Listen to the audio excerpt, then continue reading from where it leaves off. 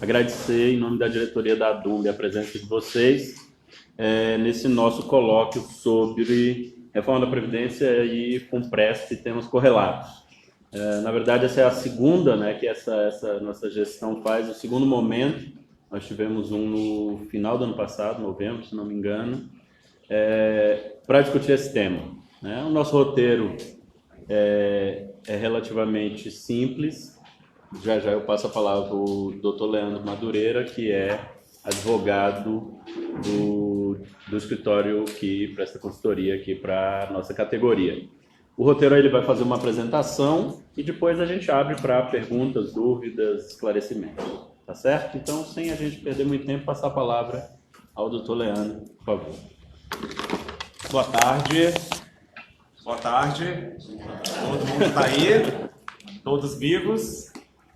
Vamos lá então, pessoal. Bom, primeiro eu queria agradecer pelo convite, pela oportunidade. Acho que a maioria de vocês já me conhece pelos plantões, né? Já esteve aqui nos plantões ou em alguns outros eventos. O objetivo de hoje é falar sobre dois assuntos que são muito importantes. O primeiro que é o FUNPRESP, né? A Previdência Complementar dos Servidores Públicos, cujo prazo de migração em tese se encerra na próxima sexta-feira. E falar um pouquinho também sobre a proposta de reforma da Previdência que foi apresentada pelo presidente Jair Bolsonaro e de que maneira isso afeta a vida de cada um de nós. O objetivo não é focar em uma única classe, uma única geração, uma única parte dos servidores públicos, mas todos vocês, seja quem ingressou mais recentemente no serviço público, seja quem ingressou já há bastante tempo aqui na universidade ou em outro órgão. Tá? Então, eu vou tentar contemplar a totalidade dos servidores, analisar os casos individuais, enfim, tratar dos temas mais polêmicos, ok? Se quiserem me interromper enquanto eu estiver explicando, fiquem à vontade, talvez dessa forma de bate-papo fique até mais fácil de se compreender, porque o tema realmente é um tema complexo, né? Então, é importante que vocês saiam daqui esclarecidos, não é para voltar com dúvida. Então, como o professor Isaac disse, eu sou Leandro Madureira, sou advogado, especialista na área de direito de negócio. E aqui, no dia de hoje, a gente vai falar sobre esses pontos. Primeiro, as regras constitucionais que estão em vigor, tá? Fora da proposta de reforma da Previdência apresentada pelo Bolsonaro. Vou falar da Previdência Complementar dos Servidores Públicos, como é que funciona, o que cada um tem direito dentro dessa perspectiva. Trato da proposta de reforma e depois, por fim, falo dos aspectos mais relevantes e mais preocupantes, seja no aspecto político, seja no aspecto da individualidade de cada um de vocês. Então, para falar das regras constitucionais em vigor, a gente tem que analisar as reformas que já aconteceram no sistema previdenciário. Então, desde a edição da Constituição, lá em 1988, a gente passou por diversas modificações no texto constitucional, momentos como esse que a gente está vivendo agora, momentos de reforma da Previdência. Essas modificações aconteceram no ano de 1998, 2003 e 2005. E aqui eu trouxe para ilustrar como era o texto original da Constituição, lá naquele primeiro quadrante. Então, naquela oportunidade, se previa que o servidor público poderia se aposentar quando tivesse tão somente 30 ou 35 anos de serviço, ainda que não fosse um tempo de contribuição. A partir de 1998, com a edição da Emenda Constitucional número 20, passou-se a prever no texto, na regra geral da Constituição Federal, que além do tempo de serviço, que agora passaria a ser tempo de contribuição, o servidor também deveria ter uma idade mínima. Então, no caso das mulheres, 55 anos, no caso dos homens, 60 anos de idade. Além dos critérios de tempo de serviço público, 5 anos no cargo. Na Emenda Constitucional número 20, nós não tivemos alteração com relação ao valor da aposentadoria. Então, ainda se garantia paridade e integralidade para as pessoas que ingressaram no serviço público até 2003, porque em 2003 nós tivemos a edição da Emenda Constitucional 41, e aí sim se elimina o direito à paridade e à integralidade. Uma outra alteração importante com a Emenda Constitucional 41 foi a instituição da contribuição do servidor aposentado. Então, o servidor aposentado, depois que se aposenta, ele volta a contribuir para o sistema previdenciário, justamente por essa previsão da Emenda Constitucional 41. Então, lá naqueles 3 primeiros quadrantes, nós temos as regras gerais. da Constituição Federal original, da Constituição após a emenda 20 e da Constituição após a emenda 41. O texto da Constituição pós-emenda constitucional 41 de 2003 é o texto atual. Então, se a gente abrir a Constituição Federal, o artigo 40 vai contemplar essas regras. 55 anos de idade para mulher, 60 para homem, 30 ou 35 anos de contribuição, 10 anos de serviço público, 5 anos no cargo. E o valor do benefício não é mais pela paridade, pela integralidade, mas sim pela média aritmética das 80% maiores contribuições. Paridade e integralidade, o que é isso? Isso é um direito consagrado no texto constitucional, garantido para todos aqueles servidores que ingressaram no serviço público até o dia 31 de dezembro de 2003. Quem ingressou até essa data, pela regra de hoje, tem direito à paridade e tem direito à integralidade. Ok? Leandro, mas aqui a gente não consegue ver esse direito para quem ingressou, né, ali em 2002, por exemplo. É por isso que nós temos as regras de transição. As regras de transição, elas foram instituídas justamente para que contemplassem aqueles servidores que estavam próximos da sua aposentadoria ou já tinham algum tempo de serviço público, mas ainda não tinham atingido esse tempo todo de contribuição. Então, se criou uma regra de transição permitindo que esse servidor pudesse se aposentar com os direitos consagrados de paridade e de integralidade quando completasse os seguintes requisitos. Então, a regra de transição da emenda constitucional número 20, que não é mais vigente porque ela foi revogada, ela permitia que a servidora se aposentasse com 48 anos de idade, 30 de contribuição, 5 anos no cargo, desde que pagasse um pedágio de 20% e teria paridade e integralidade. No caso dos homens, acrescenta-se mais 5 anos. Essa regra foi revogada pela regra de transição da emenda constitucional 41 de 2003, que eu defendo que é a pior regra que nós temos vigente hoje. Por quê? Porque além dela eliminar o direito à paridade e integralidade, ela exige um pedágio e ela cria um redutor de 5%. Então, essa opção só deve ser usufruída se for a única opção permitida ao servidor público. A regra de transição mais utilizada é essa que está em vermelho, essa última regra, que permite que esse servidor se aposente com paridade e com integralidade, desde que tenha ingressado até o dia 31 de dezembro de 2003, e desde que cumpra com os seguintes requisitos: 55 de idade, 60 para homens, 30 ou 35 de contribuição, 20 anos de serviço público, 10 anos no carro, 10 anos de carreira e 5 anos no cargo em que se der a aposentadoria. Além dessas regras de transição, nós tivemos uma modificação em 2005, com a emenda constitucional 47, que criou mais uma regra de transição. Essa regra de transição ela é aplicável para todos aqueles servidores que ingressarem no serviço público até o dia 16 de dezembro de 98, não de 2003. Então, quem ingressou até 16 de dezembro de 98, além de usufruir daquela regra de transição da emenda constitucional 41, aquela que estava em vermelho, também pode usufruir dessa regra. Por que essa regra ela é interessante? Porque ela permite que o servidor possa se aposentar mais cedo, mais jovem, desde que ele tenha mais tempo de contribuição. Então, se o servidor tiver, por exemplo, 37 anos de contribuição, ele pode se aposentar com 58 anos de idade. Esse tempo de contribuição excedente faz com que se diminua a idade mínima dele. Ok? Deu para compreender mais ou menos onde estamos? Conseguiram se orientar e se encaixar em cada uma dessas regras? Vamos lá então. Quem ingressou a partir do dia 31 de dezembro de 2003 ou a partir do dia 1º de janeiro de 2004 não tem mais paridade e não tem mais integralidade, certo? Está lá naquela regrinha do canto, ok? O valor dessa aposentadoria vai ser pela média aritmética das 80% maiores contribuições, certo? Agora, esse servidor público, ele não tem ainda o peso do FUNPRESP, ou seja, ele ainda não faz parte desse regime de previdência complementar. O regime de previdência complementar dos servidores públicos, ele é previsto na Constituição desde 1998, mas ele só se torna efetivado, ele só se torna algo latente dentro do ordenamento jurídico brasileiro em 2012, com a edição da Lei 2.618. Então, todos os servidores que ingressaram no serviço público até a data da instituição do FUNPRESP não fazem parte do regime de previdência complementar, a não ser que migrem para esse sistema de previdência complementar. Então, quando a gente fala de migração para o FUNPRESP, é abrir mão daquela regra do artigo 40 da Constituição Federal, que não traz nenhuma consequência com relação ao valor máximo do benefício, e passar a fazer parte de uma nova regra previdenciária, que com relação à idade, tempo de contribuição é a mesma, só que com relação ao valor do benefício, diz que o valor da aposentadoria pública, paga pelo regime próprio, será limitado ao teto do INSS.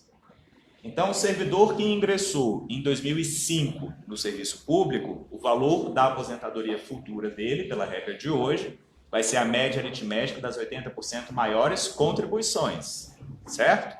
O servidor que ingressou, por exemplo, em 2015, também vai ter o valor da aposentadoria pela média aritmética das 80% maiores contribuições, mas o valor desse benefício é limitado ao teto do INSS. O teto do INSS hoje é de R$ 5.839. Ok? O servidor que ingressou antes do regime de previdência complementar e quer migrar para o FUNPRESP, automaticamente fica com essa aposentadoria pública limitada ao teto do INSS também. Ok? Então vamos falar sobre previdência complementar. Por que foi criada essa possibilidade? Bom, desde a primeira modificação do texto constitucional, lá em 1998, a intenção de todos os governos foi fazer uma aproximação entre os regimes, ou seja, fazer com que o regime dos servidores públicos tivesse características mais semelhantes ao regime dos trabalhadores da iniciativa privada, aos trabalhadores vinculados ao INSS.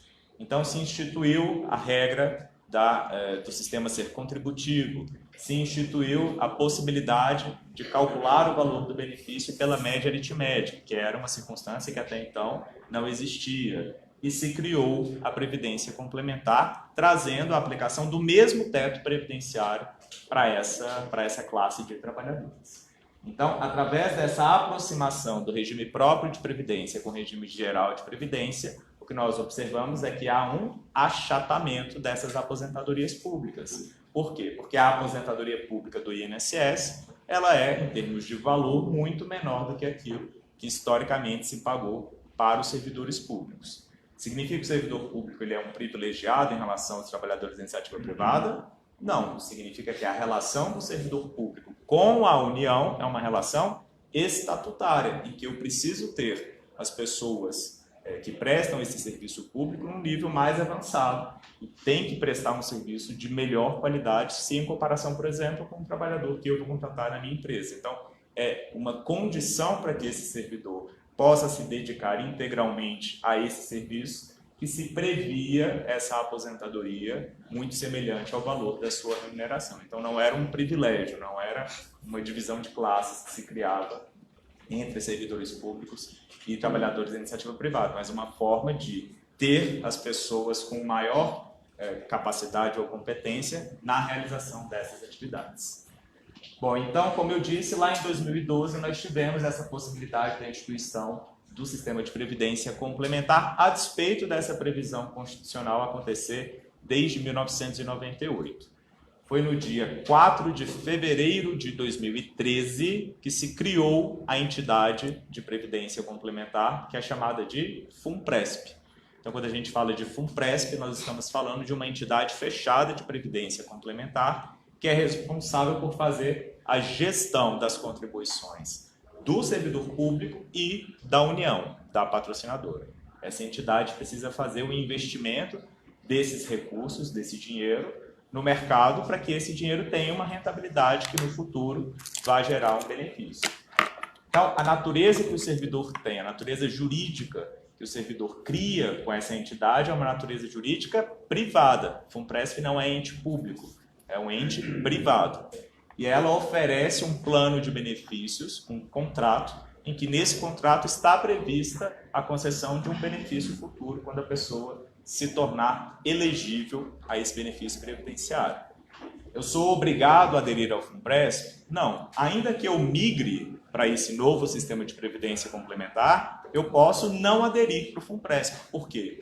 Porque eu faço a adesão de maneira facultativa. Toda previdência complementar possui natureza facultativa. Então, aqui, a denominação correta é que o FUNPRESP, ou a Previdência Complementar dos Servidores Públicos, se refere a um contrato de longo prazo, celebrado de maneira adesiva, objetivando a concessão de um benefício futuro, mediante a prévia contribuição desses trabalhadores. Só para que vocês tenham ideia, esse dado é de 2019, tá? Então, o FUNPRESP tem 74.100 participantes, mais ou menos, com 190 patrocinadores, 45 beneficiários e assistidos, obteve uma rentabilidade nos últimos 12 meses de 10,26%, com um patrimônio de 1,44 bilhão de real e 61 milhões de contribuição facultativa ou de recursos portados ao FUNPRESP. Tá? A quantidade de participantes é relativamente pequena, né? Nós tivemos um salto nos últimos anos por essa tentativa de se promover a migração ao FUNPRESP, mas o FUNPRESP ele ainda é tímido em comparação àquilo que se pretendia que ele fosse. A rentabilidade que se tem conseguido com o FUNPRESP também é uma rentabilidade pequena, uma rentabilidade conservadora em relação àquilo que ele deveria render como um plano de previdência. Pois não, professor? O número de participantes, 74 mil, é da toda a FUNPRESP? FUNPRESP do Executivo. Executivo, eu não sei dizer se é só do plano de benefícios do Executivo ou se tem também o pessoal do Legislativo. Porque o FUNPRESP-ESE, ele oferece planos de benefício, mas ao invés de se criar uma FUNPRESP do Legislativo, se permitiu que os servidores do Legislativo participassem dessa. Então, de uma forma de economizar, a gente tem uma FUNPRESP com 2 planos de benefícios distintos. Tá? Eu não sei, não tenho essa informação, se aqui nós teríamos também os servidores do Legislativo, mas do Judiciário, com certeza, não. Tá? Aqui não vai dar para ler, mas eu vou deixar os slides para vocês, vocês conseguem acessar depois. Tá? Então, aqui a gente tem onde que esse dinheiro, esses 1,44 bilhão de reais, são investidos. Se nós formos ler aquelas letrinhas aqui nesse primeiro quadrante, a gente vai ver que cerca de 90% do dinheiro, do patrimônio do FUNPRESP é investido hoje em títulos da dívida pública, títulos do Tesouro Direto. Tesouro Direto é aquilo que a gente tem no nosso celular, qualquer um consegue fazer uma aplicação com R$30. Tá? Então, hoje o FUNPRESP investe de maneira extremamente conservadora, cerca de 90% do seu patrimônio em títulos da dívida pública. Tá? Isso é um problema? Depende, eu não sou economista, né? Mas historicamente os títulos da dívida pública sempre tiveram um rendimento bastante significativo. Nós tínhamos rendimento às vezes de 16%, às vezes até 20%, originário da circunstância que o país vivia naquele momento. Hoje em dia essa rentabilidade tem sido muito pequena, tem caído cada vez mais. Então, para que o FUNPRESP consiga obter um rendimento bacana, ele vai precisar correr mais risco. Isso significa que ele vai precisar investir fora do país, investir na Bolsa de Valores, enfim. Vai tentar achar alguma maneira de ganhar mais dinheiro. Tá? Então, hoje, o investimento do FUNPRESP ele é realmente bastante conservador. Deixa eu te interromper um pouquinho, Pois está chegando perguntas aqui. Como você disse, Tá para a ótimo, gente interrompendo, claro. o professor Gustavo pergunta, quem está no limbo entre a integralidade e a complementar? Quem está no limbo entre a integralidade e a complementar? Uhum. E o que compensa? Quem está no limbo, bom, quem ingressou depois de 2004, né, não tem paridade, não tem Tem integralidade. o de um cobalt branco aqui, JX, 49. Aqui deixou as janelas abertas aqui. E a gente não tem o controle aqui. Bom, então quem ingressou a partir de 2004 no serviço público não tem paridade e não tem integralidade. Se ele tiver ingressado até 2013, ele também não faz parte do FUNPRESP, né, desse sistema de previdência complementar. A opção de migrar ou não é uma pergunta simples. Por quê? Porque vai depender da individualidade de cada servidor.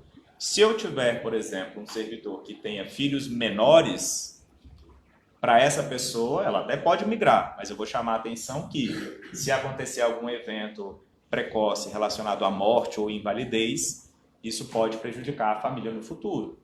Tá? Por quê? Porque se a pessoa faz parte do FUNPRESP, a aposentadoria pública dela é limitada ao teto do INSS e, em caso de falecimento, a pensão que ela vai deixar virá de onde? Do sistema de previdência complementar, de acordo com aquilo que ela tiver contribuído. Tá? Então, a análise de vale a pena ou não migrar, ela é realmente bastante individualizada. Quem tem uma idade, sei lá, de 45 anos, 50 anos, vai ter pouco tempo para poder juntar uma reserva significativa que no futuro repercuta em benefício. Tá?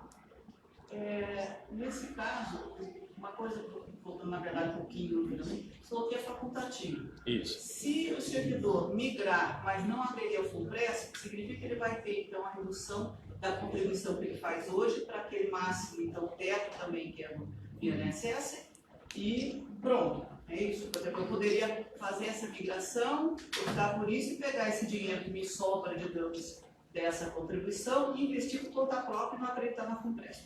Pode, só que a diferença é que quando a gente vai ver nos próximos slides, mas quando você participa do FUNPRESP, você contribui para ele e a União também contribui com uma cota parte dela.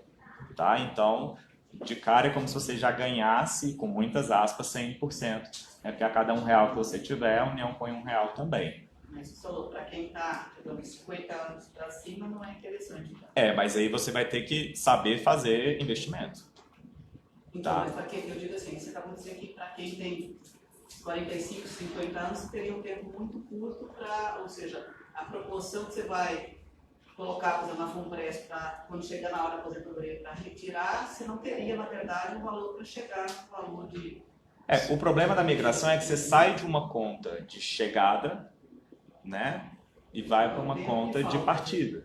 Né? Porque hoje, sem fazer parte do FUNPRESP, seja pela regra de hoje, seja pela regra que virá, o que você sabe é que você não tem limitação ao teto do INSS. Mas tem um benefício especial. Quem já Tem. contribui esse tempo todo vai ter o INSS, O regime próprio, limitado ao benefício teto. especial, e se tiver uma aposentadoria privada, uma complementação. Isso. Só que... fazer uma conta, não é uma coisa tão trivial assim. Exatamente, tem que ser feita uma conta. Agora, eu vou também falar sobre os problemas que nós podemos ter, porque a maioria das pessoas, quando vem conversar comigo, fala, mas vão aumentar a contribuição previdenciária, eu não tenho nenhuma garantia de que a previdência pública não vai quebrar, essas inquietações que surgem. Aí eu preciso mostrar também as inquietações que uma previdência complementar traz, tá? Inclusive com relação ao benefício especial e à contribuição da União. Tá? O benefício especial é pago pelo Estado. É pago pelo Estado, exato, mas eu vou problematizá-lo para que o senhor também consiga perceber aquilo que eventualmente pode acontecer no futuro. Ok? Pois não. Cuidado. Aquelas 80 maiores contribuições, elas 80%. 80% das 80 maiores também, é isso? Não. A média aritmética dos 80 maiores. Qual o índice de correção hoje? Eu não sei o índice, mas eu acho que é o mesmo utilizado no INSS, tá? Da correção. E se você calcula pelo próprio CIAPNET, ele tem um simulador lá que você clica e ele calcula para você qual é a média das suas contribuições. Eu vou explicar como é que vai ficar, tá? Existe alguma contribuição voluntária extra? Existe. O governo também acrescenta? Não. O governo não acrescenta nesse caso. O professor questionou se, ainda que, por exemplo, eu não migre para o FUNPRESP, se eu posso participar desse plano de maneira voluntária. Nós estamos migrando, Aham. eu tenho minhas contribuições mensais, sai do meu salário. Ok. No final do ano, eu quero botar mais 10 mil, mais 20 Não. mil, o governo põe igual? Não. Não. Não. Ele só vai pôr referente à sua contribuição. A sua contribuição normal. Os aportes extraordinários, não. Para você incrementar e todo. Sim, sim. Vai me dar, deixa eu botar mais um pouquinho aqui que a gente vai junto. Sim. Não faz isso. Não faz isso. Ele está limitado a 8,5%. 8,5% do valor que ultrapassa o teto do INSS. Ok? Só uma coisinha. Esse fundo não tem, ao contrário do que o senhor mencionou, eu tinha ouvido, e até ouvi de um próprio representante desse fundo, que ele tem um sistema de seguro extremamente atrativo para quem tem filhos pequenos. Inclusive, alguém já me ligou por aí, recebendo alguém me falou que tem filhos pequenos. Porque desde 2015, o nosso sistema de pensão por invalidez e pensão para os filhos menores, ficou muito ruim, né? Muito ruim. E esse fundo tem uma pensão muito boa, pelo menos que me diz. Ele tem uma, assim, se nós formos considerar uma invalidez de uma morte de uma pessoa que já faz parte do fundo há algum tempo, possivelmente vai dar para deixar uma pensão por morte interessante. O problema é se a morte é muito precoce, né? Então, por exemplo, migrei para o FUNPRESP, faleci daqui a 1 ano. Mas tem 1 ano, até que nesse 1 ano, né, o agente me disse que você tem que contratar um seguro, mas depois de 1 ano eu achei que era o valor que ele me disse. Não, o valor do benefício ele vai variar de acordo com aquilo que você tiver na sua reserva. Aí não Sempre. é um seguro que você ganha como um benefício do fundo, foi isso que eu tinha entendido. Ele tem uma parcela, que é o FCPE, né, que ele garante os benefícios de risco, como morte ou invalidez. Mas o valor originário desse fundo ele é muito menor em comparação à complementação oriunda das suas contribuições. Então é como se você tivesse um benefício mínimo vitalício. Eu tinha entendido que era como se eu tivesse, ao aderir, eu estaria ganhando esse seguro, assim como quem ganha o seguro do Banco do Brasil para invalidez, Você vai ter que entendeu? pagar esse seguro. Eu sei que ele faz parte da vida, Tá chegando as ele faz parte. Mas foi entendido pelo passado como se fosse um seguro que você ganha. E aí o valor que ele me disse que meu filho receberia seria muito mais atrativo do que hoje o professor já recebeu os 2.000, depois que mudou as regras em 2015. Professor, eu particularmente não tenho essa informação. Porque ele realmente fez os cálculos para mim e pensou que era um valor bem melhor. E aí tem outra pessoa que já migrou por causa disso. A priori, os benefícios de risco eles variam de acordo com aquilo que a pessoa tem na reserva, e se a reserva esgota, é daí que surge o benefício vitalício. Pode ser que tenha tido alguma alteração ou alguma questão fora da relação, porque o seguro ele não é uma relação previdenciária, né? Uma relação assecuratória. Então, tem natureza jurídica distinta. Pode ser até, por exemplo, oferecer um empréstimo com uma taxa menor. As entidades têm essas jogadas para chamar mais pessoas, né? Esse, especialmente, da pensão, eu não conheço. Pode até ser que tenha, mas particularmente não conheço. Pessoal, só uma questãozinha para a nossa organização. Estão chegando à mesa algumas consultas que são casos individuais. Aí eu vou pedir a compreensão de vocês para a gente deixar o Leandro finalizar a apresentação e aí a gente puxa esses casos, tá certo? Até porque, se eventualmente não der tempo, como a gente tem os plantões, que pode analisar com calma os casos, Mas a ideia é a gente tentar fazer hoje tirar o máximo de dúvidas que a gente conseguir, mas só para ele adiantar um pouquinho. Vamos lá, então. Bom, aqui a gente traz um comparativo. Todos esses slides mais bonitinhos são extraídos do site do FUNPRESP, tá? Algumas comparações entre aquilo que o FUNPRESP obteve de rendimento com aquilo que se tem conseguido no mercado. Bom, os servidores públicos que ingressaram no serviço público a partir de 2013, portanto, estão com a sua aposentadoria pública limitada ao teto do INSS. Mas eles fazem parte ou não do FUNPRESP se eles quiserem, ok? Contudo, desde 2016... todo mundo que ingressou no serviço público a partir de 2016 está automaticamente vinculado ao FUNPRESP, ainda que não tenha se manifestado dessa maneira. Tá? Então, se tornou a adesão ao FUNPRESP automatizada. Por que foi feito dessa maneira? Porque muitos servidores optaram por não fazer parte do FUNPRESP. Então, se optou por automatizar essa adesão e caso o servidor não queira continuar no FUNPRESP, daí ele pedia o desligamento. Tá? Isso, prazo de 90 dias com recebimento das contribuições eventualmente descontadas em até 60, devidamente corrigidas a priori, porque eles já tiveram algumas falhas nessas devoluções. Aí passou de 90 dias, eu posso me desligar a qualquer tempo? Posso. Mas eu só vou conseguir resgatar essas contribuições quando eu for me aposentar. Tá? Isso vale para quem entrou a partir de 2016? Isso. Quem de 13 também, né? Quem de 13 optou, quem entrou depois de 13 optou. Quem entrou depois de 13 optou também tem essa possibilidade. Tá? Então, quem por um acaso ingressou a partir de 2016 e entrou automaticamente, tinha 90 dias para pedir para sair. Tá? Posso pedir para sair hoje? Desculpa, não é que tinha 90 dias para pedir para sair.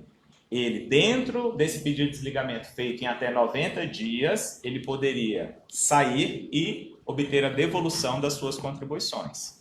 Ele pode sair a qualquer momento, seja quem ingressou a partir de 2013, seja quem ingressou antes e migrou, qualquer um pode sair do FUNPRESP a qualquer momento.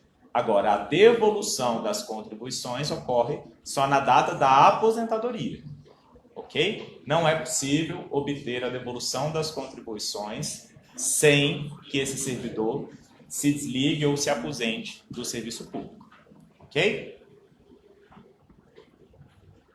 A gente tem uma ADI, uma ação de inconstitucionalidade com relação a essa lei, porque estamos dentro de um sistema facultativo. Então, automatizar a adesão é algo que ultrapassa essa facultatividade trazida pela legislação. Então, há uma ação de inconstitucionalidade no Supremo que discute essa automatização de adesão, tá? Mas ainda não temos um resultado sobre o tema.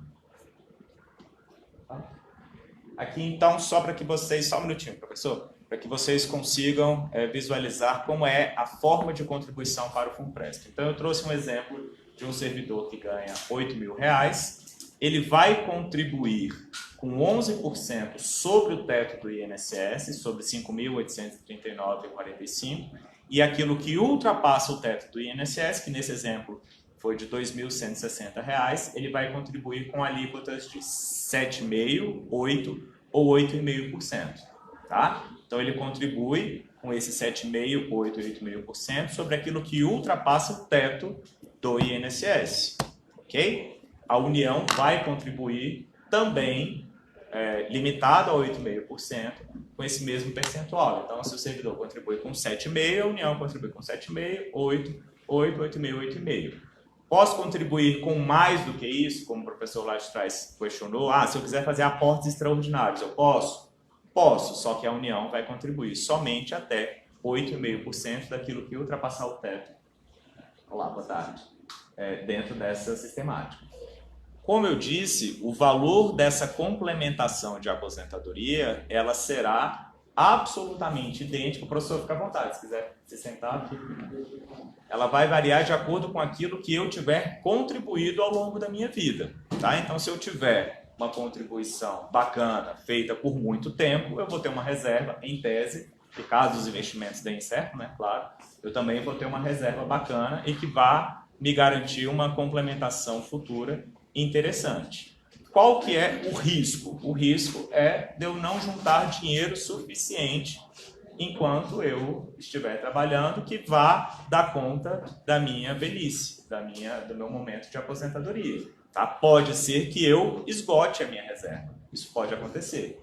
Se eu esgotar a minha reserva, eu entro no fundo de benefícios extraordinários, que ele será constituído tanto para benefícios de risco, quanto para suportar eventual ausência de recursos na minha poupança individualizada. Tá?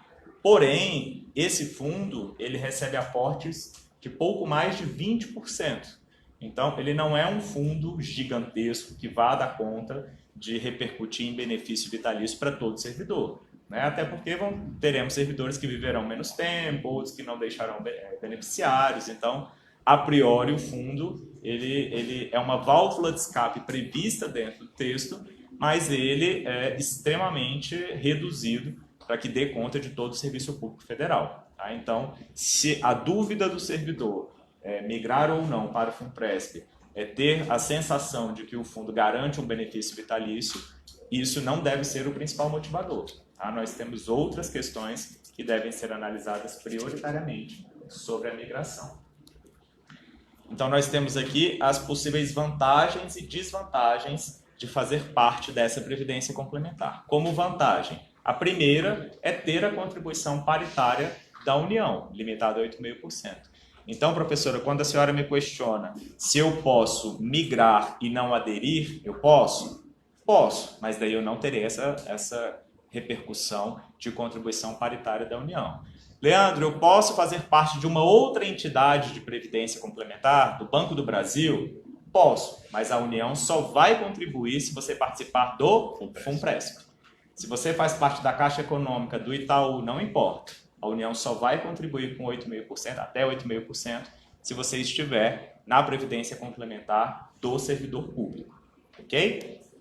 Além disso, nós temos a vantagem também de fazer esse ajuste tributário, ou seja, de declarar essas contribuições do meu imposto de renda e obter uma diminuição do peso nas declarações.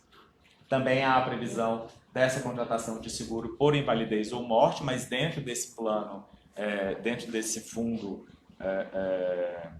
coletivo, né? E nós temos também a mobilidade previdenciária para quem quiser alterar o contexto laboral. O que isso significa?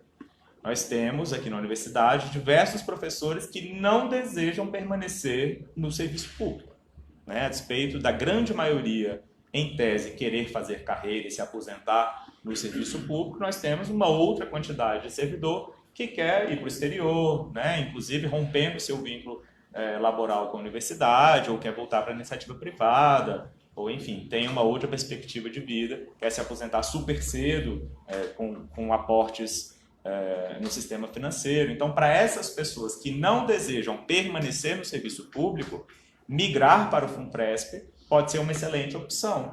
Por quê? Porque eu posso levar aquilo que eu contribuí durante o meu trabalho no serviço público para uma outra entidade, né? Então, eu saio da UNB e vou, sei lá, para a Embrapa. Posso levar esse recurso para a Previdência Complementar da Embrapa? Posso também. Posso levar para o exterior? Posso. Aí depende do país. Tem alguns países que não possuem essa possibilidade tão latente. Mas, de qualquer maneira, ter essa mobilidade previdenciária com aquilo que você contribuiu é um fator importante na decisão para o FUNPRESP, de migrar ou não para o FUNPRESP. As desvantagens são aquelas que se relacionam ao que eu já mencionei, ou seja, o valor do benefício depende daquilo que eu tenho na minha reserva, inclusive com relação à pensão por morte e aposentadoria por invalidez. Quem migra sai de uma conta de partida e tenta chegar numa conta de chegada, ou seja, hoje vocês sabem qual que é mais ou menos o valor da aposentadoria futura, ainda que passemos por reformas previdenciárias, né? O principal indicativo é de que nós não temos limitação ao teto do INSS. Então eu posso precisar trabalhar mais, eu posso até ter uma contribuição maior, mas o valor da minha aposentadoria você consegue estimar um pouco melhor e é mais possível, né, ou mais factível que você alcance esse valor de acordo com a regra que você já conhece. O FUNPRESP não. O FUNPRESP, por ser um plano de natureza privada, ele tem esse regulamento vigente hoje, mas esse regulamento pode passar por sucessivas modificações. E qual vai ser a regra aplicável no meu caso? Vai ser a regra vigente na data da minha aposentadoria. Tá? Então, quando você faz parte do FUNPRESP, você adere a esse sistema de previdência complementar, mas o regramento ele pode ser alterado de acordo, inclusive, com as reformas previdenciárias que vierem. Tá? Então, hoje, nós não temos nenhuma garantia de que o contrato que nós assinamos com o FUNPRESP valerá no momento em que eu for me aposentar. Ok?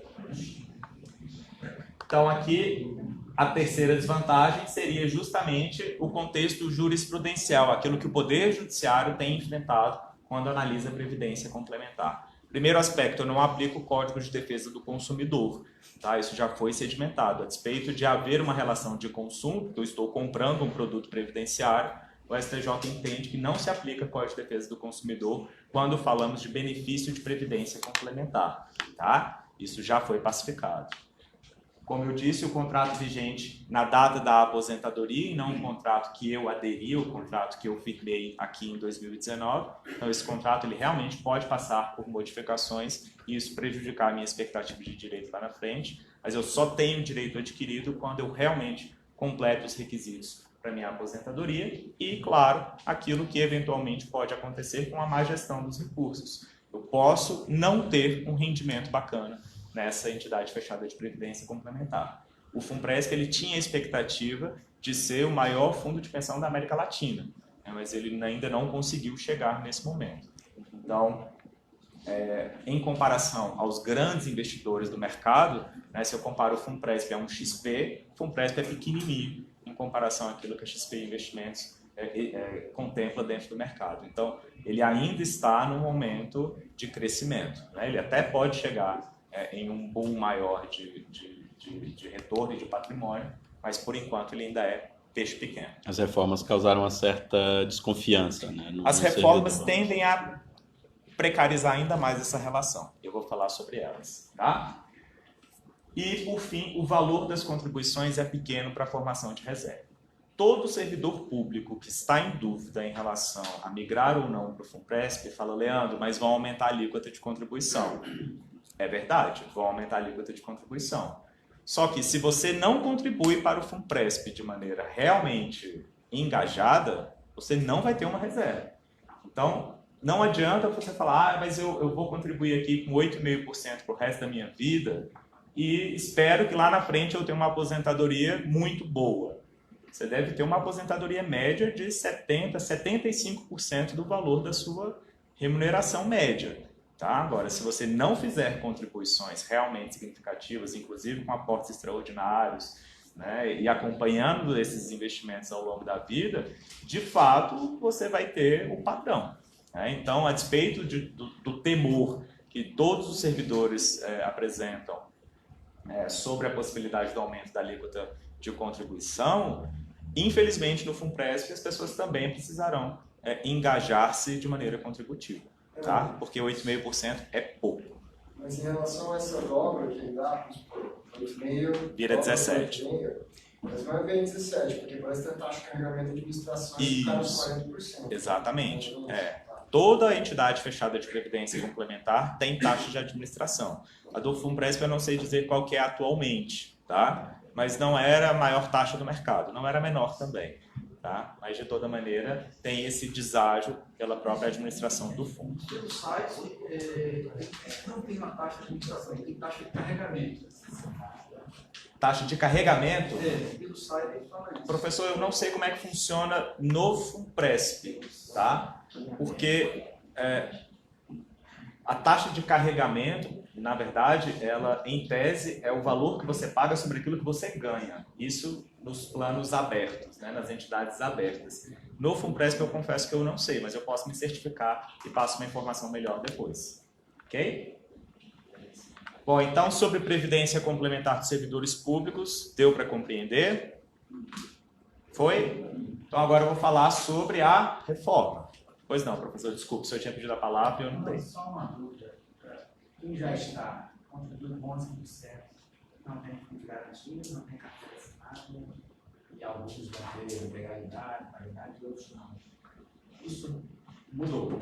Mudou provavelmente a partir de 2016, é forçado que todo mundo entrar isso daí e vai ter uma diferença. Mas não tem fundo de garantia. Isso aí seria algo similar a um fundo de garantia que estão tentando fazer? Não, isso é similar, por exemplo, ao que nós temos nos Correios, o Postales, a FUNCEF da Caixa, Previ do Banco do Brasil. Tá? A natureza jurídica do FUNPRESP é realmente previdência, é um plano de previdência futura. Tá? O fundo de garantia era ter um rendimento, uma poupança forçada, para que quando a pessoa saísse do emprego, ela tivesse um dinheirinho, tá? Mas ele não tinha essa natureza previdenciária de garantia e proteção social. Muitas vezes acaba Sim. Basicamente, a única diferença em relação a um fundo como do Banco do Brasil, por exemplo, é que é fechado e que tem por enquanto, né? E que tem a contribuição dobrada. Eu vou falar, quando a gente estiver falando da reforma, da proposta de reforma da Previdência, daí eu vou chamar a atenção. Acho que eu já vou fazer essa inversão logo, porque a gente mata esse assunto, tá? Se você não lembrar quem são os gestores que são escolhidos. Ah. Metade do governo e metade os... Isso. Tá, vou falar então. Vamos lá?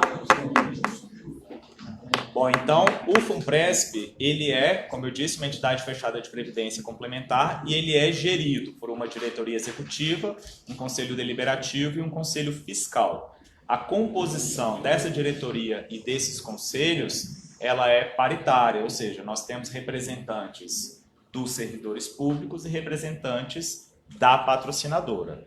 Mas nós temos um detalhe importante, é que a patrocinadora, a União, ela tem voto de Minerva.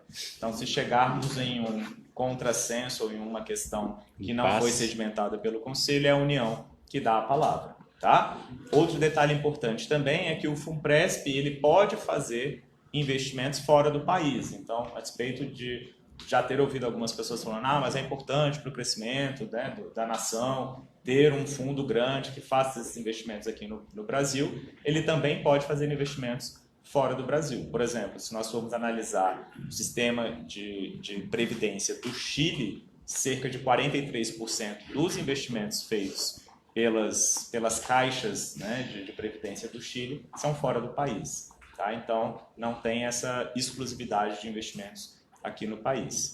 Um detalhe importante é que o FUNPRESP ele é uma entidade fechada de previdência complementar. Isso significa que ele só pode atender os servidores públicos titulares de cargo efetivo, ok?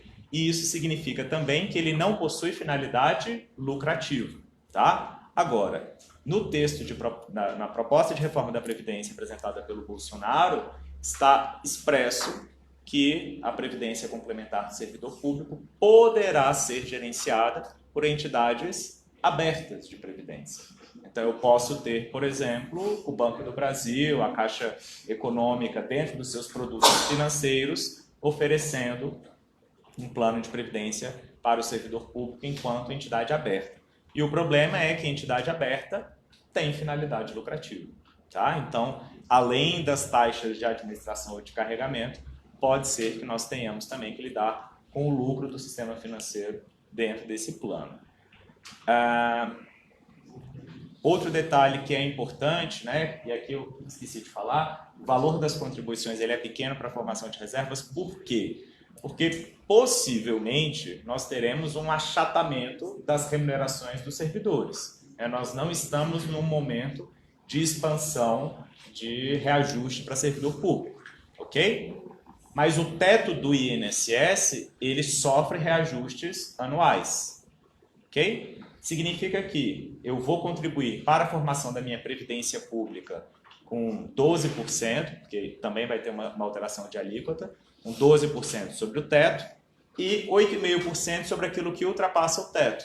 Só que se o teto sobe e a minha remuneração não sobe, significa que eu contribuo cada vez menos. Tá? Então isso é importante para que a pessoa consiga perceber que ela precisa ter dinheiro lá na frente. Quando a gente fala ter dinheiro, a gente está falando de 1,5 milhão, 2 milhões de reais. Tá? Então vamos pegar um exemplo típico. O professor que recebe uma remuneração, eu acho que é a média das remunerações, 16 mil reais. Tá? Ele vai contribuir com 12% sobre os 6 mil, ok? 6 mil, estou majorando o teto do INSS para 6 mil. Então, 12% sobre os 6 mil e 8,5% sobre 10 mil, certo? 8,5% dele, 8,5% da União. Se eu somo, dá R$ 1.700 por mês. É uma contribuição interessante? É. Só que se eu faço um investimento igual o FUNPRESP faz, sabe quanto é que eu vou render daqui a 26 anos? Em 2045? Vamos calcular aqui rapidamente. Então, eu vou fazer uma simulação no Tesouro Direto, que é aquilo que o FUNPRESP mais aplica hoje em dia. Fazer uma simulação de investimento mensal de R$ 1.700 e com vencimento em 2045, daqui a 26 anos. Eu vou ter, ao final desse período, R$ 1,5 milhão de reais. Tá? R$ 1,5 milhão de reais para uma expectativa de sobrevida de 20 anos, eu vou ter R$ 6.200 de complementação de aposentadoria. Ok? E aí o professor falou, poxa, mas tem um benefício especial. Realmente existe o benefício especial. O que é o benefício especial? É um incentivo à migração. Diz a legislação, aquele servidor público que não faz parte desse novo sistema de previdência complementar e que quer migrar, terá direito a receber um benefício especial, um benefício que não é do FUNPRESP, é um benefício pago pela União como esse incentivo. O valor desse benefício vai variar de acordo com aquilo que eu já contribuí para o sistema e por quanto tempo eu contribuí para o sistema do regime próprio de previdência. Ok? Beleza. Então, ele em tese está ancorado naquilo que eu já contribuí, nas minhas contribuições já realizadas. Certo? Muito bem. Só que eu vou me aposentar daqui a 30 anos. Quando eu for me aposentar daqui a 30 anos, de onde virá o dinheiro desse benefício especial? No mesmo lugar que vai pagar quem ficar, né? Mas o senhor concorda comigo que a gente não tem uma reserva? Isso não foi formado? O dinheiro que eu já paguei já foi consumido, certo? Lá na frente, o governante que tiver, ele vai falar, tá, quem é que custeia esse benefício especial? Aí nós, advogados, vamos falar, não, foi custeado lá nos anos de 2019, porque o professor migrou. Vai falar, tá, mas eu não posso pagar um benefício sem a fonte de custeio real agora nesse momento. Ou eu acho que, e aí não tem realmente, esse benefício não tem previsão constitucional. Então eu vou editar uma medida provisória e vou trazê-lo para metade. Ou vou extingui-lo. Então o benefício especial, ele é um incentivo e ele é importante hoje, como incentivo à migração, como política do governo de incentivar a migração. Agora, eu não sei, honestamente, se daqui a 30 ou 40 anos nós poderemos contar como parte da remuneração. Aí eu pergunto, Pois não. no sistema RPPS, o RPPS do regime atual, Sim. que está em 2003 e 2013, todo mundo está saindo do sistema em que os ativos bancam os aposentados. Sim. A partir de 2013, esse número de ativos pagando esse fundo está diminuindo. Então, quando chegar lá na frente, quem vai bancar o pessoal no regime antigo? Pela regra de hoje, tem que ser o Tesouro Nacional. Assim como é dada a insuficiência de recurso para realizar esses aportes. Mas posso fazer uma pergunta? Pois não. Isso é uma coisa que o pessoal do PAT, teve uma palestra lá na Ceilândia, enfim, a história é, todos são a União, a RPPS e o RPC, certo? Todos contribuem e vão para um fundo único, como é que é isso? Porque, por exemplo, a gente contribui 11% é maior porque o nosso salário é maior, o montante. Os que vão contribuir 11% do teto é uma contribuição menor. Mas todos vão cair para um único fundo e esse fundo vai cobrir os que o excedente do RPPS e RPC, como que está essa... Sim, não há uma divisão patrimonial. Então, só para que todos consigam entender. Eu tenho servidores que contribuem com 11% sobre a totalidade da remuneração e eu tenho servidores que contribuem com 11% sobre o teto do INSS. Ambos são servidores e ambos fazem parte do mesmo regime de previdência pública, certo? Então, em tese, não vai se perder, vai ter uma cobertura, mas vai começar a diminuir. Porque vai começar a diminuir. Aí vem essa previsão das contribuições extraordinárias. Exatamente. Esse é o problema. Que é o maior problema da proposta. E o benefício especial, como é que está previsto na reforma hoje? Está lei complementar, você sabe como é que vai ser? Não. Tá? Um outro detalhe que também é importante para que a gente possa problematizar a opção ou não de migrar é: hoje nós temos o aporte da União em 8,5%, mas esse aporte pode ser menor. Tá? Então isso pode ser modificado e de uma maneira muito mais simples do que é feito atualmente. Tá? Esse negócio não precisa de uma lei complementar, não? Professor, em tese sim, tá? Mas nós passaremos por uma modificação muito estrutural, caso essa reforma seja aprovada, que é a desconstitucionalização da Previdência Complementar. Tá? Desconstitucionalização da Previdência Pública. Se eu vou tirar do texto constitucional a Previdência Pública, Previdência Privada, ela vai poder passar por modificações muito mais fáceis e muito mais alternativas do que dentro de um processo legislativo. Tá? Além disso, pelo texto da reforma, ele já prevê que a contribuição da União será de até 8,5%. Se ela pode ser de até 8,5%, pode ser que ela seja menor. Tá? Então, sobre Previdência Complementar, os pontos mais polêmicos a gente tratou. Vamos falar então da proposta de reforma em si. Ok? Então, nós tivemos a PEC 6, que foi apresentada pelo governo do presidente Jair Bolsonaro.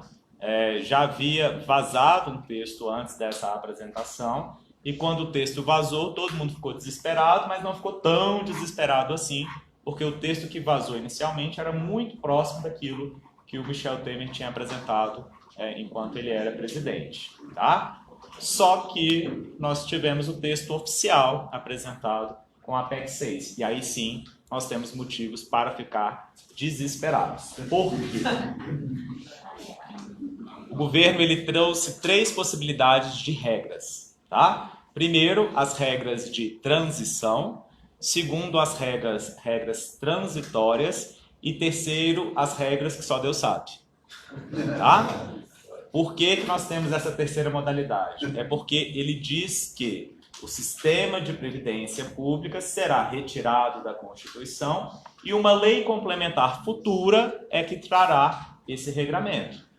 Baseado em quê? Em não sei. Tá? Nós não temos um direcionamento na proposta de reforma, um direcionamento constitucional com regras mínimas. Então, eu não tenho idade mínima, tempo de contribuição mínima, alíquota mínima, não tenho nada. Então, para aquelas pessoas que se tornarem servidoras públicas a partir de então, ou dentro desse contexto de alteração significativa, até mesmo para quem já é servidor público, eu posso ter alterações que sejam mais significativas ainda. Tá? Mas vamos nos basear com aquilo que nós já temos. Primeiro, exato. Então, primeiro vamos falar das regras de transição. As regras de transição nessa proposta vai ser aplicada para todo mundo que já fizer parte do sistema.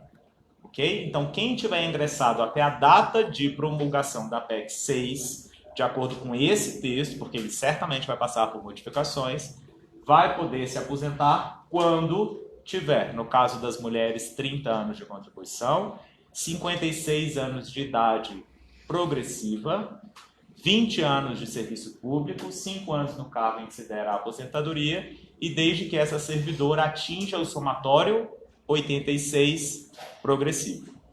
No caso dos homens, acrescenta 5 anos, 35 de contribuição, 61 de idade progressivo e o somatório 96 progressivo. O que significa essa idade progressiva e esse somatório progressivo?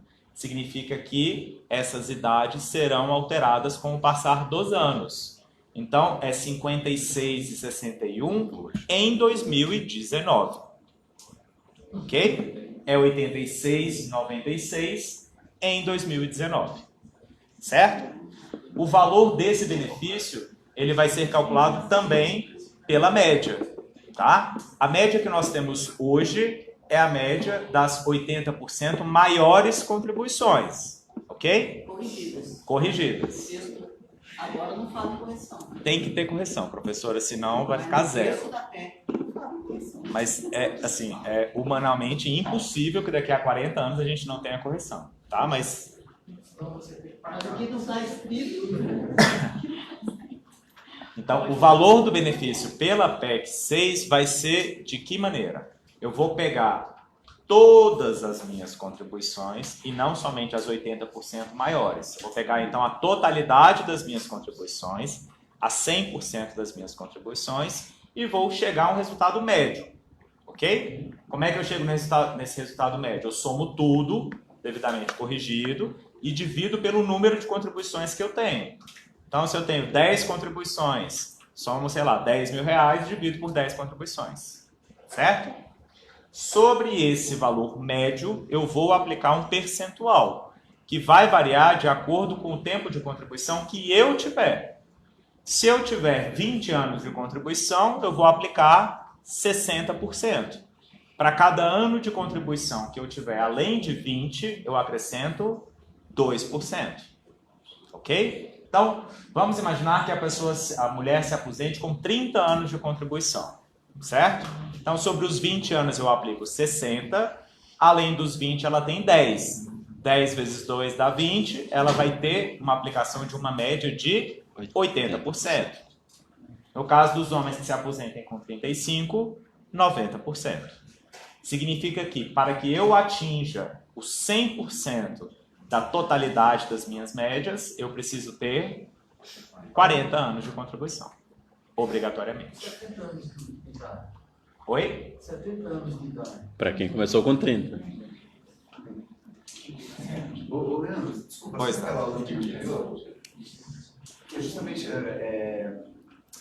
a gente até conversou sobre isso, assim, mas essa questão dos 20 anos muda o que está colocado agora, que são 10. Sim. Né?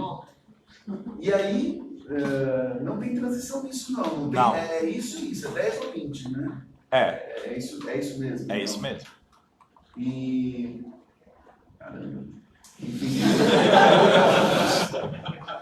É complicado, porque a pessoa pode entrar nesse público já mais tarde, né? Sim. Agora, Essa regra aí é para quem queira entrar nessa transição. Não tem nada a ver com integralidade, paridade. Está todo mundo nesse pacote. Tá todo mundo nesse pacote. Todo mundo. Independente se entrei em 90, 80. Aí eu vou explicar a exceção da exceção. Tá? Aí está todo mundo aqui. Todo mundo precisa atingir esses requisitos. Mas digo ali, essa média aritmética vai avançar para todo mundo? Não. Aí eu vou explicar. A respeito do serviço público, considera-se apenas o federal ou se a pessoa trabalha em prefeitura? Tudo. Ah, tá. Menos mal. Eu trabalhei em prefeitura. Vai ser feito os duros, Não estou te ouvindo. Você calculou os duros, né? Direto para 20, né? Para fazer a relação dos 26 anos. Qual foi os juros? Foi IPCA. IPCA mais 4, eu acho que está Os hoje. juros de pensão, eles são atualizados, a estrutura de tem benefício se atualiza pelo IPCA, então, né? No seu benefício. Não. Não, porque é uma contribuição definida ainda. Então, eu pego o volume de quanto eu quero tirar todo mês. Eu posso ter um índice diferente em cada regulamento. Nada me obriga a ter exatamente o IPCA. Não sei dizer, professor, tenho que ver. Deixa eu aproveitar e fazer uma pergunta. As pessoas que é a maioria que o colega falou, as pessoas que têm tempo privado, é recomendável que busque a verbal o mais rápido possível? Depende de cada caso. Depende de cada caso. Depende de cada caso. Tá? Porque pode ser que a pessoa queira voltar para a iniciativa privada. Pode ser que a pessoa queira voltar para a iniciativa privada, pode ser que ela queira migrar para o FUNPRESP. Por exemplo, se eu tenho um servidor que tem 20 anos de iniciativa privada, tem 10 de serviço público, não tem filho, não é casado, é voo solo, né? Talvez para esse cara é interessante migrar. Por quê? Porque a maior parte do tempo dele já é limitado ao teto do INSS. Né? Aí ele vai ficar mais 20 anos no serviço público, né? Ele não vai ter uma aposentadoria tão superior ao teto do INSS assim. Então, tendo o FUNPRESP, talvez ele consiga ter uma renda um pouco melhor. E depois de 2004. Não, o exemplo do professor. Não, o exemplo do professor Isaac foi de quem tem muito tempo de iniciativa privada. Aí, até 2008, ele foi limitado ao teto do INSS e de 2008 para cá, não. Entendeu? Só que se essa pessoa tiver só 10 anos de serviço público e 20 de iniciativa privada, a senhora concorda comigo que ele só tem 1/3 fora do teto?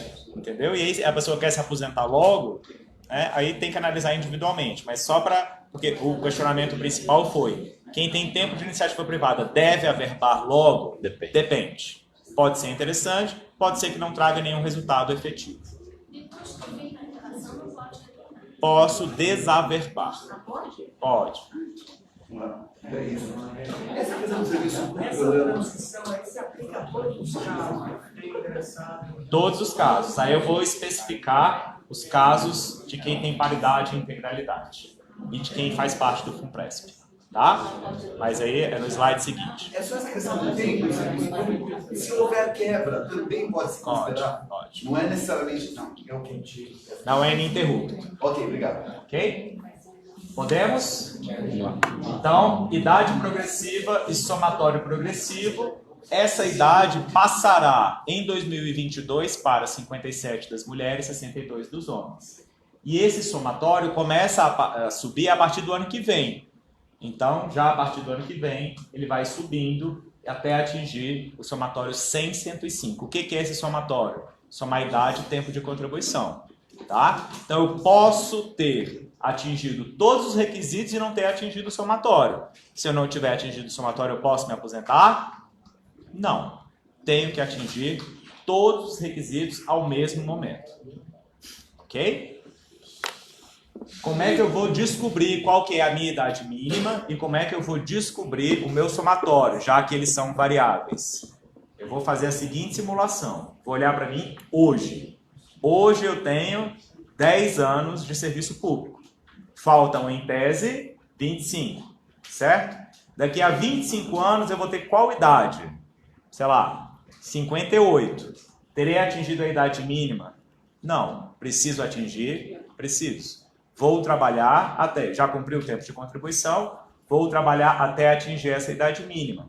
Atingir a idade mínima, somei com o tempo de contribuição, atingir o somatório? Não. Se não, continuo trabalhando. Se tiver atingido, daí posso me aposentar.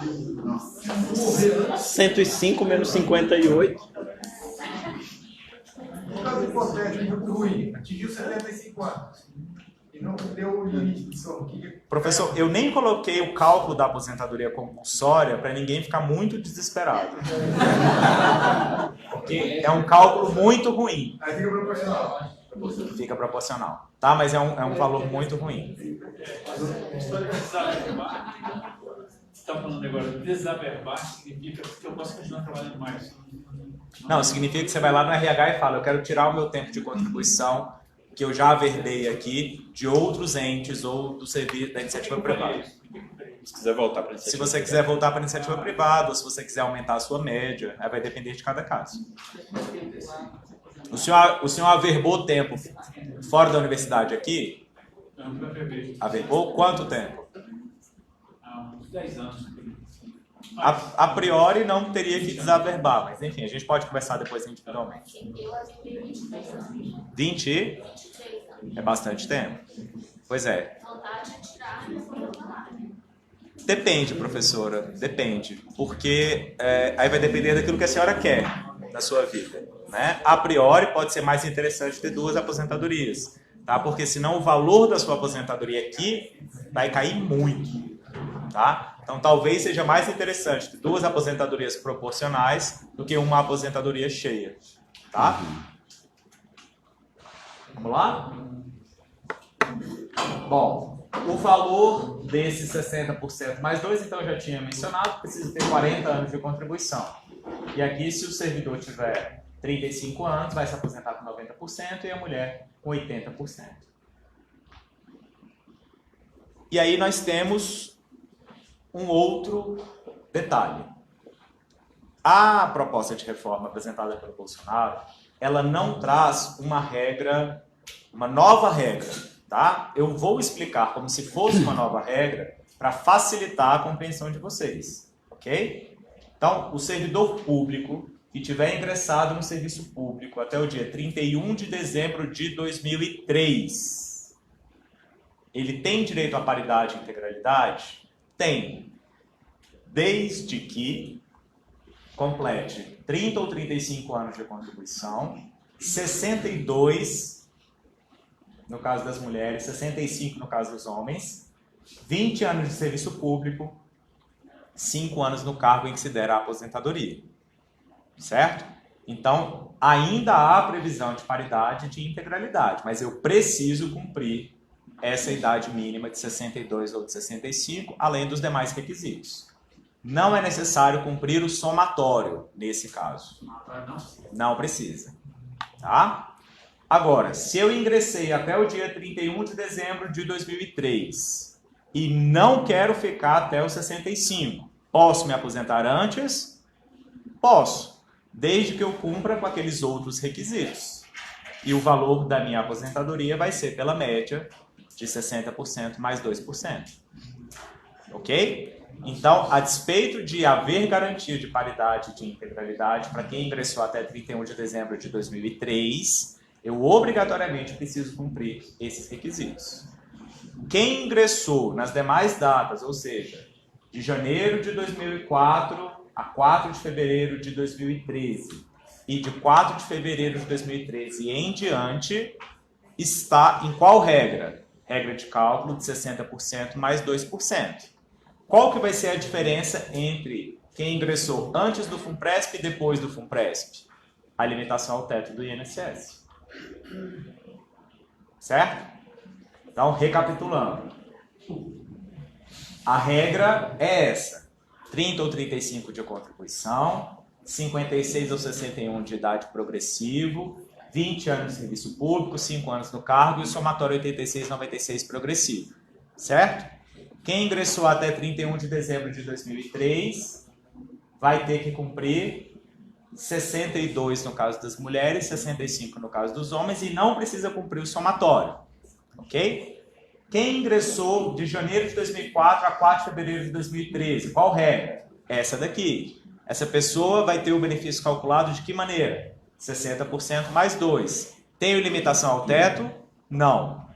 Ingressei depois de 2013 ou migrei. Qual vai ser a minha regra? Essa daqui. Vou ter a aplicação de 60% mais 2%, mas minha aposentadoria será limitada ao teto do INSS. Tá? Um detalhe importante antes de passar a palavra, professor. Estar limitado ao teto do INSS não significa que eu vou ganhar o teto do INSS. Tá? Isso é um valor médio. Pode ser que eu atinja, mas pode ser que eu não atinja. Ou pode ser que eu atinja em 2030 e em 2031 eles aumentem o teto de maneira superior ao meu reajuste. E aí o teto vai ficando defasado, que é o que acontece hoje no INSS. Tá? Vamos imaginar que o empregado se aposentou com o teto do INSS. Isso em 2019. Em 2020 o teto teve um aumento de 6%, e a aposentadoria dele teve um aumento de 3%. Então ele já está fora do teto. Tá? Então não é porque eu atingi o teto que eu permanecerei no teto o resto da minha vida. E não é porque eu contribuí a minha vida inteira sobre o teto que eu vou receber o teto. Só o fator previdenciário Não se aplica ao servidor não se aplica ao público. servidor. A priori não. Por enquanto. Uma questão hoje. Peraí, só um minutinho. Professor? É só se enfatizar as coisas. Porque é o seguinte, nós estamos vendo esse tanto de guerra. Fica bem claro que vale hoje, se for aprovado. É o seguinte, com a desconstitucionalização, isso vai valer aqui. Isso é a regra de transição da PEC 6. Tá, Tá? mas se você desconstitucionalizar, o que eu quero dizer é o seguinte, depois você pode mandar projetos de lei simples, Não, não. Para alterar isso daqui, aí eu preciso de uma nova emenda. Tá? Porque a desconstitucionalização é para o sistema futuro, para a nova Previdência. Tá? Isso daqui é o texto da PEC 6. O texto da PEC em si, ele tem força constitucional. É como se eu alterasse, lembra daquele primeiro slide com os quadradinhos? Para eu alterar qualquer uma daquelas regras de transição, eu preciso propor uma reforma da Constituição. Tá? Então, para alterar as regras de transição, eu vou precisar de uma proposta de reforma da Constituição.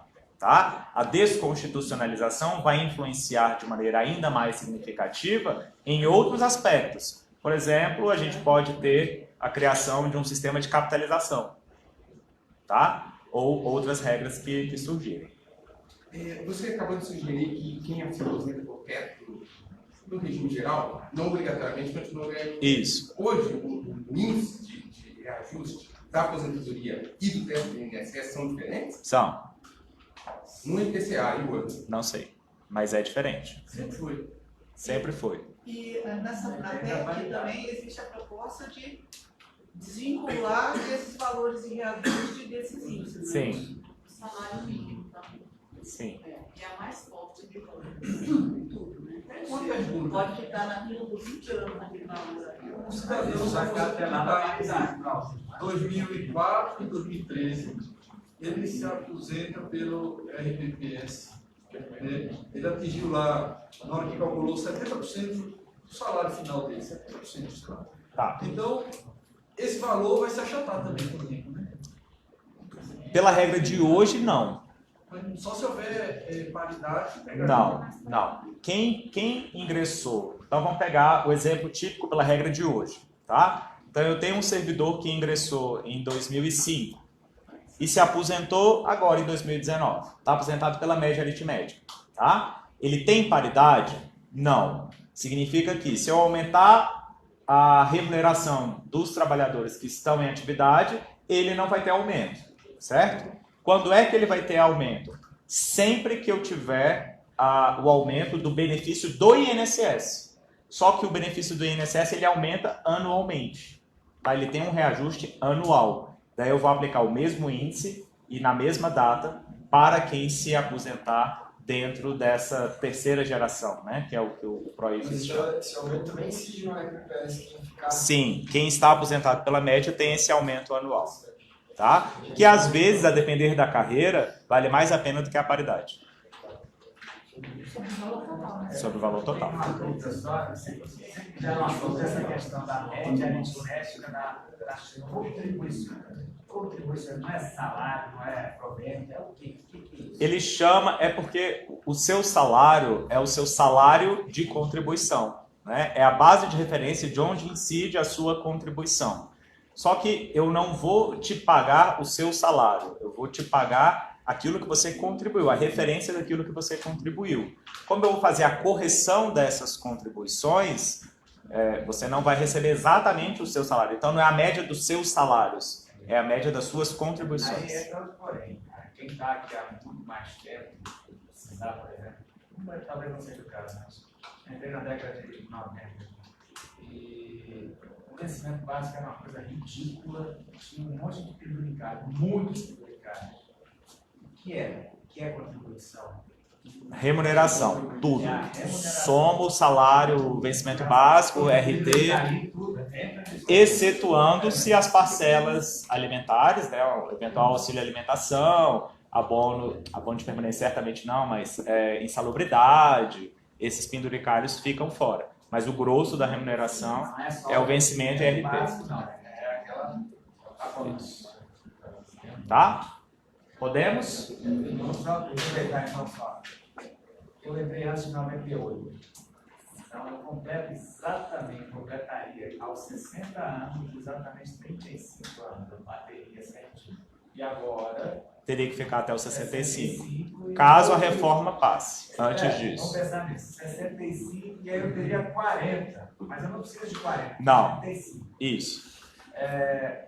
Ao fim pô, eu recebi uma proposta na iniciativa privada do exterior, no Raio Park, tirar 5 anos de licença não remunerada e retornar. E aí, aos 65, eu vou ter 65 e 35. Eu preciso de 1 hora para responder essa pergunta. Compreendeu? Porque tem 5 anos aí que eu vou quase. Aí é a exceção da exceção da exceção, mas a gente pode conversar depois. Está sobrando tempo, né? Que é um... Pô, pois é. Se quiser fazer uma doação, eu dou assim. Eu sou baiano, já pensa. Se quiser doar para um conterrâneo, eu também sou. Meu chefe também. Baiano não vai faltar, querendo. Vamos lá. Vamos lá, então. Então, aqui conseguiram contemplar essas possibilidades de quem ingressou antes de 2003, entre 2004 e 2013 e a partir de 2013, né? A principal diferença para quem ingressou depois de 2004 até 2013 e quem ingressou depois de 2013 ou quem migrou é a alimentação ao teto do INSS, ok? E aí a gente entra naqueles outros benefícios. Pensão por morte, tá?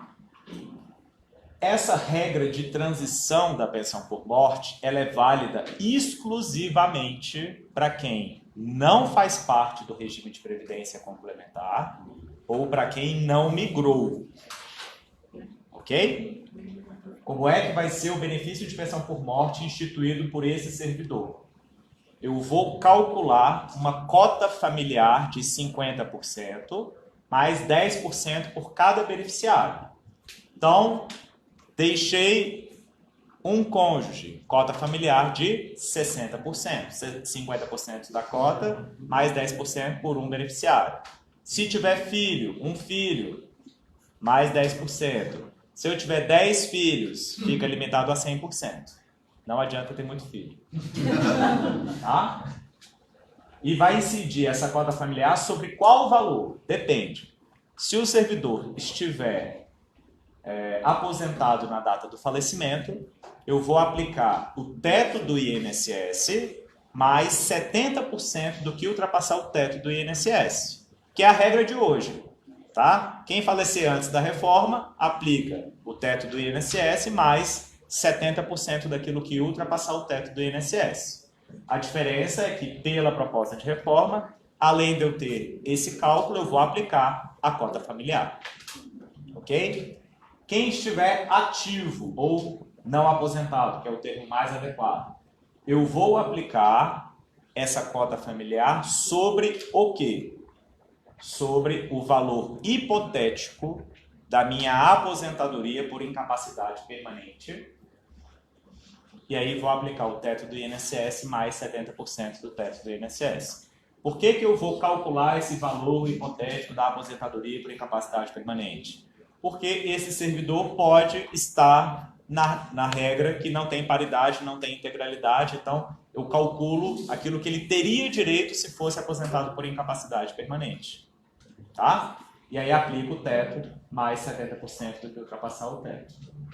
Detalhe importante, a regra de transição não prevê, a PEC não prevê regra de transição para as aposentadorias por incapacidade permanente.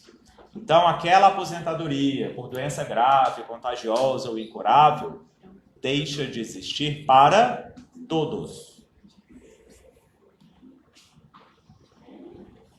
Depois a gente fala sobre ela, tá? Então, as regras de transição foram essas: aposentadoria voluntária e pensão por morte, ok? Agora nós vamos para as regras transitórias. Essas regras transitórias valerão até que aquela lei complementar que ele mencionou lá no comecinho da explicação seja promulgada, trazendo essa nova previdência, tá? Então, as regras transitórias são vigentes até que lei complementar futura regulamente o assunto. Vamos analisar qual o benefício? O da aposentadoria por incapacidade permanente. Por quê? Porque essa regrinha vai se aplicar para todos nós, independente da minha data de ingresso no serviço público. Ok? Então, o servidor, caso ele tenha um adoecimento ou um acidente ou qualquer circunstância que diminua a sua capacidade laboral, ele poderá ser aposentado desde que ele seja insuscetível de readaptação ou de reabilitação profissional. Então, se o servidor teve uma doença grave, teve uma neoplasia maligna, mas ele ainda tem capacidade laboral, ele vai continuar trabalhando, ainda que sob uma doença grave. Ok? Eu só vou aposentar esse servidor por incapacidade permanente se ele, de fato, não tiver condições de ser readaptado. Sou docente, tive uma doença grave, não tenho mais condições de dar aula. Posso ser readaptado para um cargo burocrático administrativo? Posso. Sem prejuízo da remuneração. De readaptação, só Deus sabe. Sim. Aquela história. Coisa Dentro dessa estrutura incrível que a universidade oferece, de readaptação profissional. Tá? Além disso, o servidor que estiver readaptado, o servidor que estiver aposentado por incapacidade permanente, ele pode recuperar a sua capacidade e ser obrigado a voltar a trabalhar. Tá? Como é que vai ser calculado o valor do benefício? Vai ser calculado de acordo com o meu tempo de contribuição. Então, se eu tiver até 20 anos de contribuição, eu vou receber 60% do valor da minha média. Certo? Significa que o servidor só vai poder ficar incapaz quando tiver mais de 20 anos de contribuição. Antes disso, está proibido. Ok? Para que ele atinja os 100%, ele também vai precisar ter 40 anos de contribuição. O que acontece se o cara tiver felicidade que antes dos 20 anos de contribuição fica incapacitado? Aí ele recebe 60%. As únicas exceções seria... Oi? Integralmente capacitado. Exatamente. A única exceção seria se a incapacidade decorrer de acidente de trabalho, doença profissional ou doença do trabalho. Tá? Se não for nenhuma dessas hipóteses, daí ele recebe os 60%. Fica aquela regra para cônjuges com falecimento daquele que tem uma vida laboral ativa.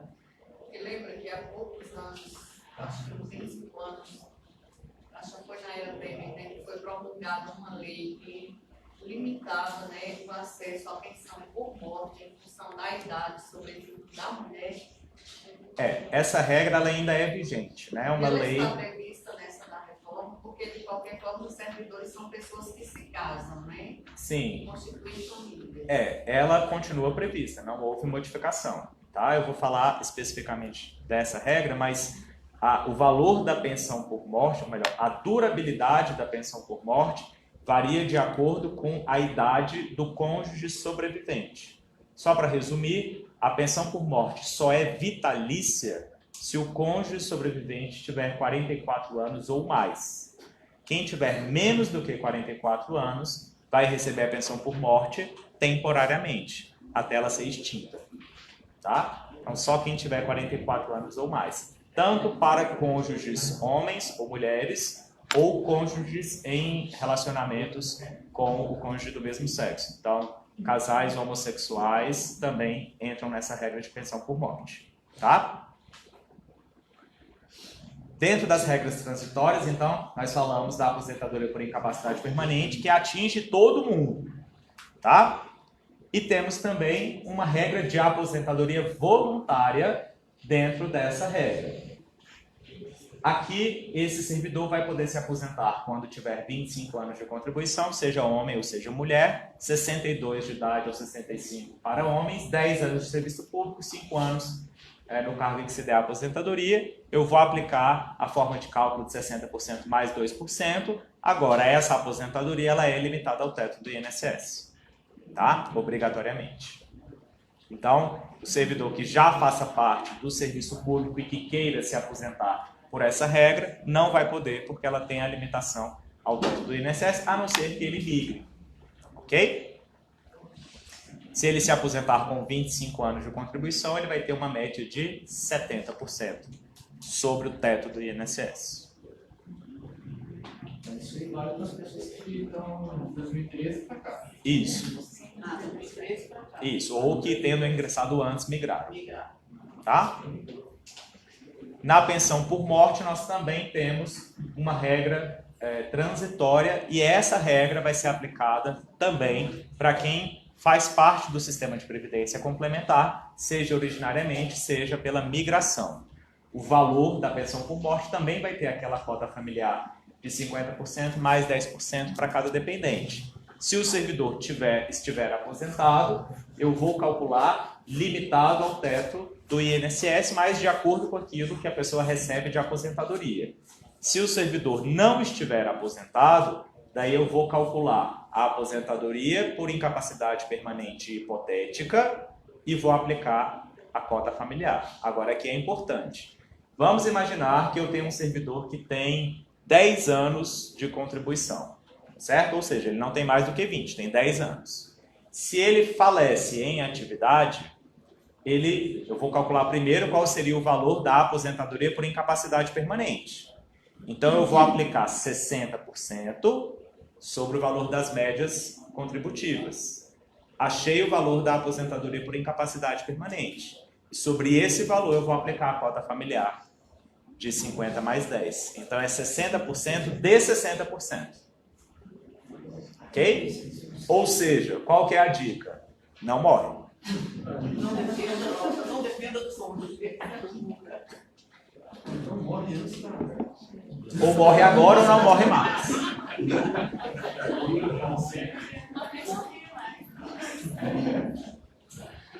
Outra regrinha que atinge todos nós.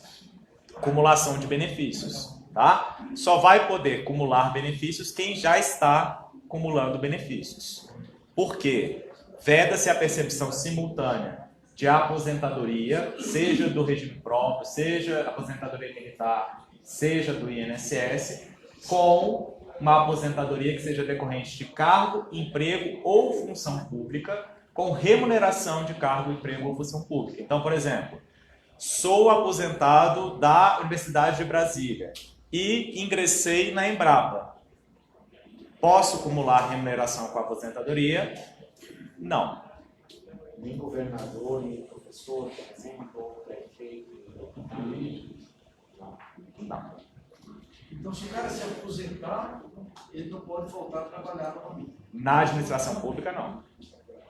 Nesse caso, seria o quê? Fim da regra, se aplica aos trabalhadores da educação, né, que são professores. Não, porque e aos aí da a gente... saúde, porque são os únicos que podem acumular 2 cargos, inclusive no serviço público ou no serviço público e na iniciativa privada. Aí a gente tem a exceção, tá? Salvo os cargos acumuláveis. Que é o de médico e professor. Isso. Área de saúde, cargos de professores, né, de docente, ou um cargo técnico e um cargo da área de saúde. Então ele se mantém. A priori sim. Para acúmulo dos 2 benefícios de aposentadoria. Exato, a priori sim. Tá? Se quiser começar a procurar o emprego, né? Vamos lá então. Recebimento conjunto de mais de uma aposentadoria à conta do regime de previdência dos servidores só pode acontecer em quais hipóteses? Nas hipóteses de cargos acumuláveis. Ok? Recebimento de pensão por morte. Só pode receber pensão por morte se ela, acumuladamente, se elas também forem decorrentes de cargos acumuláveis e do mesmo instituidor. Então, se a pessoa tiver mais de um cônjuge falecido, ela vai ter que optar pelo melhor benefício, tá? Se a pessoa, por exemplo, sou professor com 2 aposentadorias, faleci, aí eu posso deixar 2 pensões por morte, ok? Aqui eu vou ter que ler porque realmente é difícil de entender, tá? Então, o recebimento de uma pensão por morte deixada por cônjuge ou companheiro, bem como o recebimento de pensão por morte com a aposentadoria, seja no regime próprio, seja no regime próprio com os outros regimes, esse servidor, o segurado no caso, vai ter direito a escolher o melhor benefício e vai poder receber um percentual do benefício restante, desde que esse benefício restante não seja superior a 4 salários mínimos. Se for superior a 4 salários mínimos, ele não recebe nada do segundo benefício. Se for entre 3 e 4 salários mínimos, ele pode receber 20% do segundo benefício. Se for entre 2 e 3 salários mínimos, 40%. Se for entre 1 ou 2 salários mínimos, 80%. E se for se for entre 1 e 2, 60%. E um salário mínimo, 80%. Qual o salário mínimo de referência? Aquele vigente na data do evento. Sim, mas ignorância entrou do INSS. Não, o salário mínimo nacional. Nacional. Isso. Tá? Óbvio que essas regras vão ser aplicáveis só para aqueles eventos que acontecerem depois da PEC. Ok? Aqui é a nossa antepenúltima tela. Haverá aumento da alíquota contributiva, tá? Deve ficar em torno de 14%, mas essa é uma alíquota muito semelhante àquilo que se aplica no imposto de renda, ela é por faixas, tá? Então eu posso ter uma alíquota diferenciada a depender de quanto eu recebo. É para acelerar a remuneração bruta? É, remuneração bruta, tá? Mas eu vou progredindo, vou pagando mais, remuneração bruta, tá? Então, aqui, para o servidor público, para o docente, fica em torno de 14%, enquanto que hoje seria de 11%. Pois não, professor? Quem já tem abono de permanência? Então, o abono de permanência, ele continua previsto como uma possibilidade. Tá? Então, o que é o abono de permanência? É a devolução da alíquota de contribuição para aquelas pessoas que já completaram os requisitos para se apresentar. Mas pode ser que ele seja diminuído. Por quê? Pelo texto da reforma, diz que a alíquota será de até o valor da contribuição. Quando ele coloca de até, significa que pode ser menor. Tá? E aí, desculpa, nesse caso, se se mantiver a mesma alíquota, melhor, se se mantiver a mesma regra do abono de permanência, se a pessoa pagou 20%, recebe 20%. Tá? Leandro, isso daí só todos os proventos ou só aqueles que incidem os 3 principais? Qual que é a faixa salarial que utiliza tudo? Tudo, exceto os adicionais de insalubridade. Isso. Tá? Vencimento básico e RT aqui no caso. Ok? Para finalizar, eu trouxe os aspectos mais relevantes, né, ou mais preocupantes quando a gente analisa a proposta de reforma da Previdência. O primeiro deles é a desconstitucionalização do sistema de Previdência. Por que que isso é preocupante? Porque hoje nós vivenciamos uma tentativa de alteração da Previdência que ela é suscetível às angústias que o governo vivencia, né? Então, basta um post no Twitter para que a gente mude o jogo de como a reforma da Previdência será encaminhada. Isso, para a população, a despeito de gerar uma insegurança ou uma incerteza com relação ao futuro, faz com que o processo legislativo de alteração também seja mais rígido e que se debata mais o assunto que se quer modificar. Com essa desconstitucionalização, eu passo a exigir um quórum menos qualificado para fazer essas alterações. Isso significa que o governo ele terá uma flexibilidade maior de promover novas modificações, tá? Mas apenas registrando que, como foi a pergunta do professor, as regras de transição, elas continuam previstas no texto da PEC, tá? Ou no texto de uma eventual emenda constitucional. Então, para que as regras de transição sejam alteradas, eu também precisaria de uma proposta, de uma nova reforma, de uma nova proposta de reforma da Previdência Constitucional. Um outro aspecto que também é muito preocupante, e é justamente por esse aspecto que se quer desconstitucionalizar a Previdência, é a possibilidade de se instituir um sistema de capitalização individual. Hoje o nosso sistema é um sistema de repartição simples, ou seja, toda a sociedade é responsável pelo financiamento da Previdência ou das Previdências, tá? O dinheiro ele não fica em caixa, ele é o dinheiro do orçamento. Seja através das minhas contribuições individualizadas, seja através da folha de salário, seja o que eu pago de loteria, ou alguns tipos de impostos que têm uma destinação específica para a Previdência, toda a sociedade contribui para a rigidez desse sistema previdenciário. Dentro de um sistema de capitalização, nós passaremos por um processo de privatização dessa previdência pública. E o valor das aposentadorias desse segurado que fizer parte desse sistema de capitalização, ele será exatamente aquilo que a pessoa tiver pago ao longo da sua vida. Antes de passar a palavra, professor, um detalhe importante, na última palestra que eu fiz, me perguntaram, Leandro, eu vou contribuir para esse sistema de capitalização. O meu empregador também vai contribuir? Eu falei, olha, a priori deve contribuir, porque não tem muita lógica eu ter um sistema de contribuição unilateral. Mas daí eu fui estudar, e lá no sistema chileno, que é o que influencia nessa proposta de reforma, a contribuição ela é unilateral. Então nós não temos uma contrapartida nem do empregador, nem do ente federativo para os servidores públicos para o financiamento desse sistema de capitalização individual. Pois não, professor. Então, essa é uma pergunta, porque hoje, né, a gente tem um sistema particular, né, que é trabalhadores, empregadores, e aí como fica na nova proposta deste que aí está querendo enfiar goela abaixo essa reforma? Qual vai ser o papel do empregador? O papel do empregador vai ser não contributivo. Ganhar dinheiro.